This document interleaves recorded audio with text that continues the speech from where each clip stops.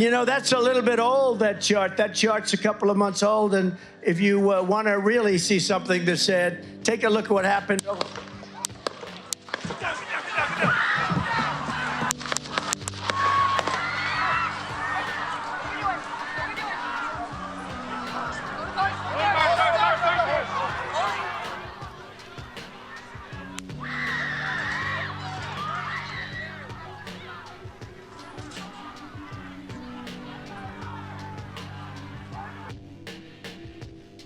Good evening. Today on U News, we're covering the troubling event that took place on Saturday, July 13, 2024, in Butler, Pennsylvania. What began as a routine campaign rally for former President Donald Trump took a turn when an assassination attempt occurred, capturing national attention, causing widespread concern. As evening settled over Butler, a town known for its rich industrial history, thousands of supporters gathered with enthusiasm to hear Trump speak. The air was charged with the energy typical for a major political event. However, the rally quickly shifted from excitement to chaos when an unexpected incident unfolded.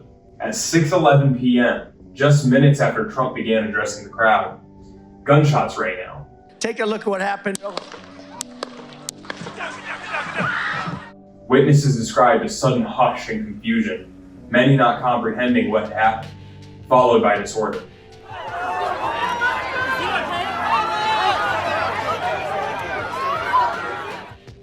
The rally's atmosphere transformed abruptly from one of a spirited political engagement to one of fear and confusion.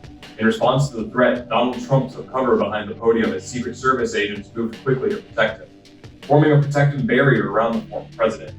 Meanwhile, Secret Service agents dispatched the shooter just moments after he opened fire.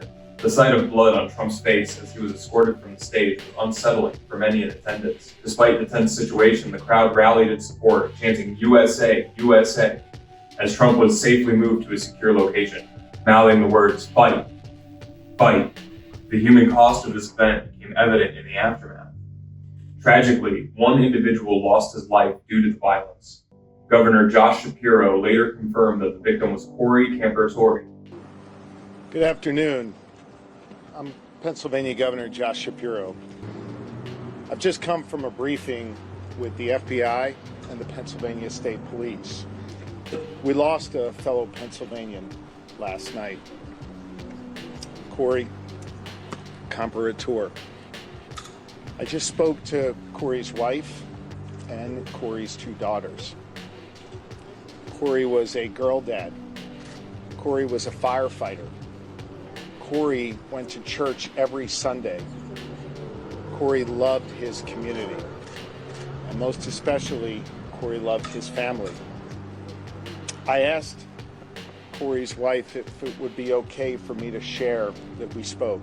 She said yes. She also asked that I share with all of you that Corey died a hero. That Corey dove on his family to protect them last night. Additionally, two other individuals sustained critical injuries. At this time, their identities have not been disclosed, and the full extent of their injuries remain unknown. Our thoughts and prayers are with them and their families as they navigate this challenging period. In the hours following the attack, Trump took to social media to update the public on his condition. He shared that a bullet tore through his right ear, vividly recounting the experience. Trump's injuries were non-life-threatening. He received medical attention at a nearby facility and was released later that night. The U.S. Secret Service issued a statement confirming that the shooter had been neutralized. The suspect, identified as 20-year-old Thomas Matthew Crooks from Bethel Park, Pennsylvania, had quickly been dispatched. The investigation revealed that suspicious packages were found near the rally site, adding to the complexity and concerns. In response to the attack, Trump has shown resilience. Despite the situation, he announced via social media that he would continue his campaign schedule as planned. This decision has elicited mixed reactions, with some applauding his determination and others expressing concerns about potential security risks. As the investigation continues, federal law enforcement agencies, led by the FBI, are diligently working to understand the motivations behind this attack. They are reviewing evidence, interviewing witnesses, and analyzing the background of the shooter to uncover the factors that led to this tragic event. In the coming days, further developments are expected as more information becomes available about the shooting. We will continue to provide accurate and timely updates as this story progresses.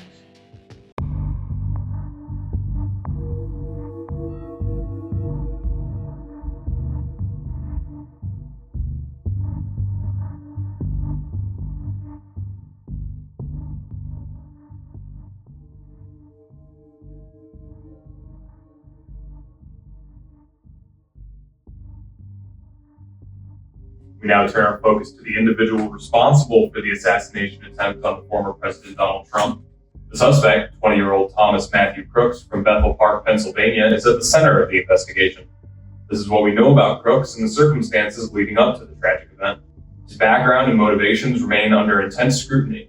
Crooks' parents, who are licensed behavioral care counselors, have not yet made any public statements regarding their son's actions. Matthew Crooks lacks any apparent prior issues. Public records show no criminal history, and he has no known financial difficulties that might suggest desperation. To many, he appeared to be a young man with a stable and unremarkable background. Thomas Crooks attended Bethel Park High School, where former classmates offer mixed accounts of his character. Some recall him as a conservative based on his performance in mock debates, while others describe him as a detached individual with little interest in political matters. This dichotomy in his personality adds to the complexity of the understanding of his actions. Interestingly, Crooks' political activities present a confusing narrative. On the first day of President Joe Biden's administration, Crooks made a modest donation to the Progressive Turnout Project, a liberal organization. Yet within months, he registered as a Republican and participated in the 2022 midterm elections as a registered Republican. This ideological shift raises questions about his true political motivations and the factors influencing his drastic change.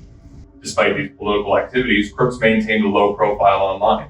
Investigators discovered a seldom used Discord account but found no evidence of any plans or political discussions. This minimal digital presence is not typical for someone of his age. Reports from former peers suggest that Crooks may have faced significant social challenges, described as a loner who experienced bullying. In a somewhat ironic development, Crooks had previously attempted to join his school's rifle club, but was rejected due to insufficient skill. He later worked as a dietary aide at a local nursing and rehabilitation center, where his background check revealed no issues. These aspects of his life starkly contrast with the violent act he later committed. The method of the attack reveals premeditation. Crooks positioned himself on the roof of a nearby bottle manufacturing plant. Look, they're all pointing. The Atlantic, maybe the Pacific. Yeah, someone's on top of the roof. Look. There he is right there. Right there, you see him? He's laying down. You see him? Yeah, he's laying down. Instead, I'm here with you fighting like hell to get a Senate. What's happening? And to make sure we take back the White House, because if we do, we're going to make America better than ever before. We're going to make it. Yeah, look. And it's There he not is. easy, because we have millions and millions of people in our country that shouldn't be here. Dangerous people. Armed with an AR-style rifle, legally purchased by his father. From this vantage point, he fired several shots at the stage where Trump was speaking, resulting in the death of one spectator, critical injuries in two others, and the ear wound to Trump. Videos revealed that before the shooting, that several members of the rally pointed out Matthew on a rooftop minutes before he opened fire. Secret Service agents returned fire immediately, fatally shooting Crooks and neutralizing the threat. However, the investigation is far from complete. A search of Crooks' home and car uncovered disturbing items, including materials for bomb making. It is currently unclear whether these materials were intended for use or were experimental. This discovery has led to questions about whether Crooks had further plans. The FBI is leading the investigation, working to understand Crooks' motivations and any potential affiliations with extremist groups. They have seized his electronic devices for further analysis, though no evidence of mental health issues has been found. In Bethel Park, the community is grappling with shock and disbelief. Local residents in Crooks' workplace, the Bethel Park Nursing Center, have expressed their sorrow and condemnation of the violence. And in an interesting twist, BlackRock pulled an advertisement that featured the shooter Thomas Crooks shortly after the events. Watch that now. My name is Brian DeLallo. I teach AP and Honors Economics in Pittsburgh, Pennsylvania. Financial well-being to me is knowing that I can be free to do the things that I love to do. I hope when I retire someday, they say, you know, that guy made this place a special place to come to school and gave as much as he could to help the community.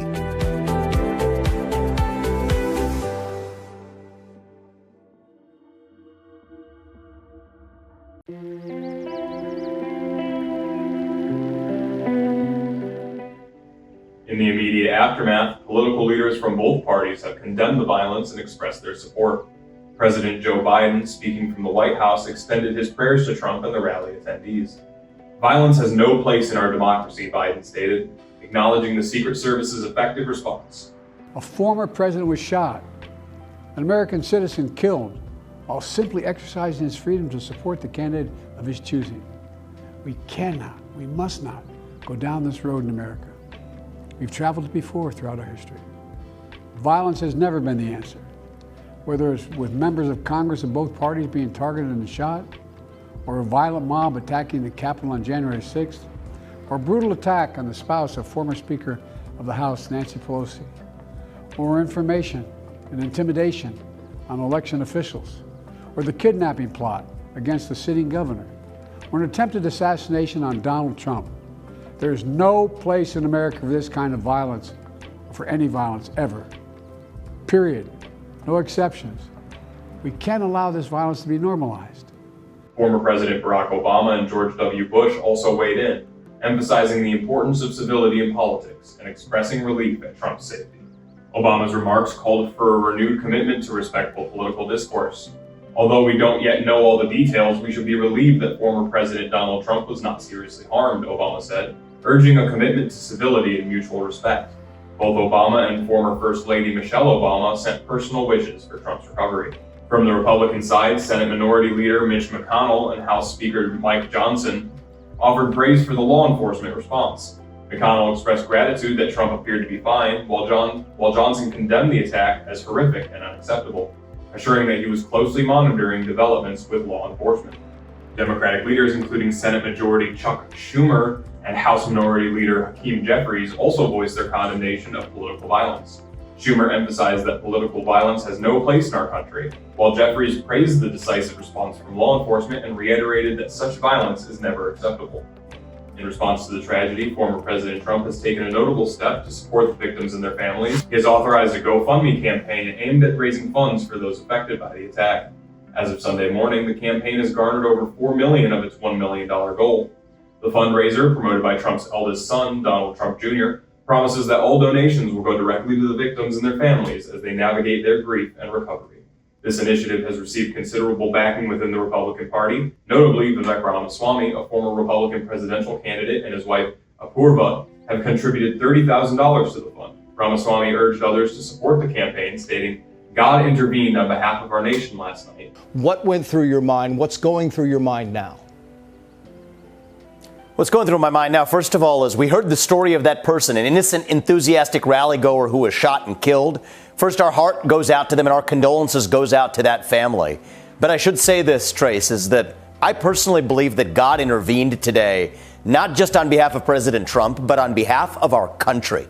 If you think about this, 1 centimeter's distance in the path of a bullet was the future of not only Donald Trump's life, but I think the life of the United States of America. Imagine what we would be talking about today were it not for a hair's length difference in the path of a bullet. While the responses have generally been supportive and unifying, the attack has reignited debates on several pressing issues. One significant topic is the adequacy of security measures for public figures. Reportedly, Trump administration had asked for more secret security resources, while Biden stated he told the organization to give Trump as much as he needs. Secret Service leaders asserted that resources had been diverted that day for the First Lady. The attack has also renewed discussions about political rhetoric and its potential impact.